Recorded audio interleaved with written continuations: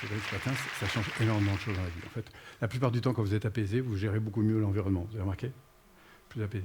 Mais au-delà de ça, c'est accueillir ce qui se passe et être conscient, pour moi, et c'est là que ça devient intéressant, parce que c'est là aussi que ça part en vrille, très souvent.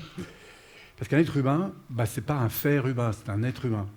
Mais du coup, ça nous amène à prendre conscience de deux axes. Un axe faire, en fonction de X, qu'est-ce que je fais de l'autre côté, hein, et heureusement qu'on a appris à conduire, par exemple, c'est-à-dire à lire des indicateurs et à réagir de manière adaptée, et à s'entraîner, et donc du coup à développer des automatismes. Et ça, c'est super, parce que ça nous aide évidemment partout. Et en même temps, c'est paradoxal, mais ça nous dessert.